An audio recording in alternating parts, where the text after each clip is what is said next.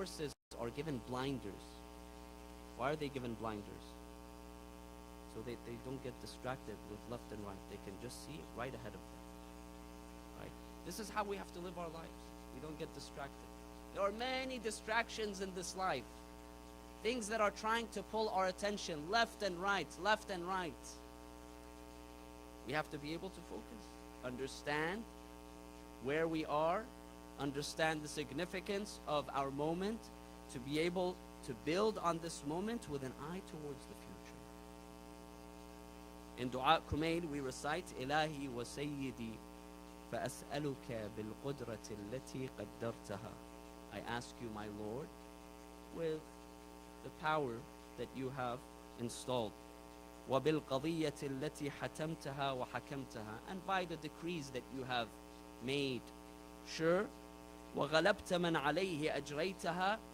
أن تهب لي في هذه الليلة وفي هذه الساعة كل جرم أجرمته وكل ذنب أذنبته وكل قبيح أسررته وكل جهل عملته. I ask you, my Lord, to do what?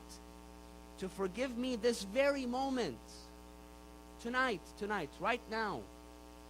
As I seek your forgiveness, as I speak to you, as I pray to you, as I supplicate to you, my Lord, I want you to forgive me now, understanding the significance of this moment.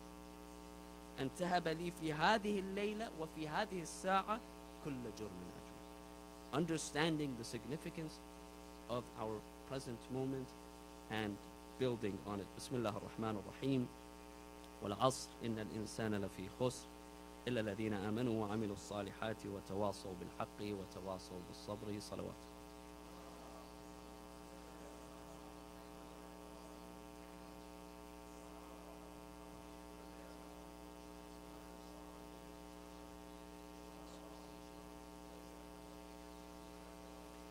أعوذ بالله من الشيطان الرجيم. بسم الله الرحمن الرحيم. الحمد لله رب العالمين، نحمده ونسبحه ونقدسه على آلائه ونعمائه، ونشهد أن لا إله إلا الله وحده لا شريك له، ونشهد أن محمدا عبده ورسوله. اللهم صل وسلم وبارك وترحم على محمد وآل محمد كأفضل ما صليت وسلمت وباركت وترحمت على إبراهيم وآل إبراهيم إنك حميد مجيد.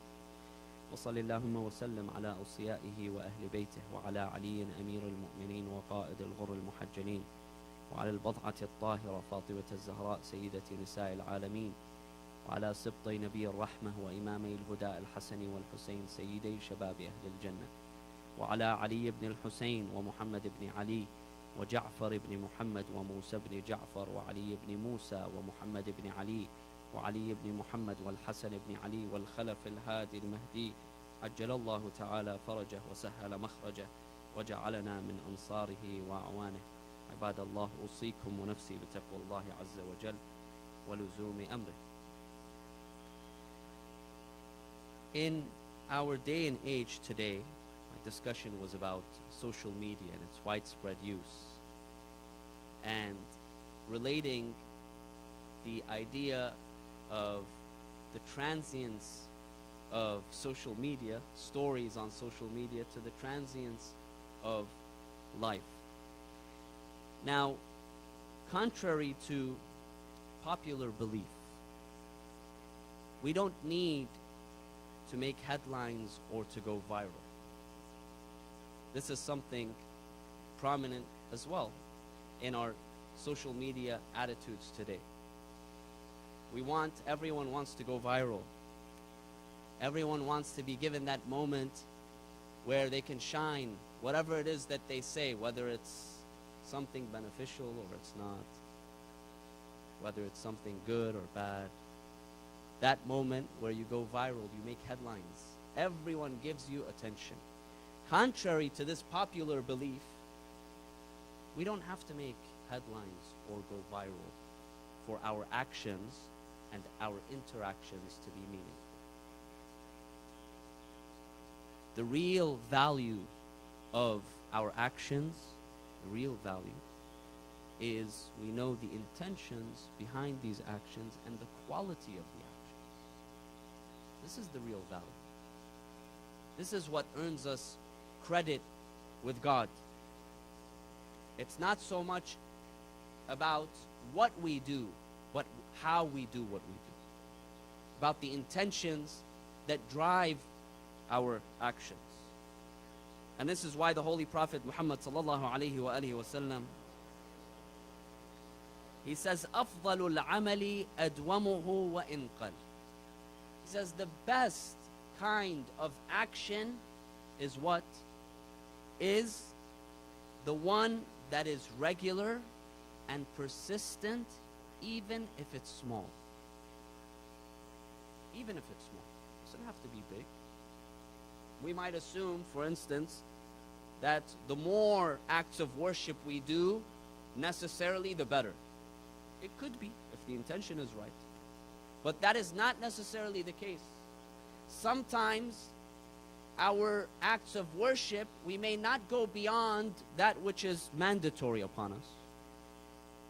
We may not go beyond that. However, if it is done with consistency, with persistency, completely, with the right intention, this could be much more valuable than spending our entire days and nights in worship. أفضل العمل, the best of actions, is that which is regular, that which is persistent, even if it's small. Even if it's small. You want to make a difference in someone's life, you want to make a positive difference in society, you start with small steps. You do what you can, quantity-wise. But if it's done regularly, if it's done persistently, consistently, this makes a huge difference. Sometimes, and I've said this before many times, sometimes it is the smallest acts that have the biggest impact. I read a story recently from 23 years ago, 1999. 3 women, 1 woman and 2 younger women. They were on a flight coming to the United States. One of the women, she lived here in the United States. She was in her mid-40s. She had just spent the time of her life experiencing the French Open. She's coming back home. And the other 2 women, 17 years old and 12 years old, who had fled from war-torn former Yugoslavia. They had just said goodbye to their parents, left everything behind, seeking refuge as refugees in the United States. They're sitting on a plane, 1999, they're sitting on a plane. You can imagine the fear and the stress of these 2 young girls. They're leaving their parents behind. They're leaving their family behind. They're coming to across the world to absolute uncertainty, all alone. They're sitting on the plane and they have a conversation. The older woman turns to them and she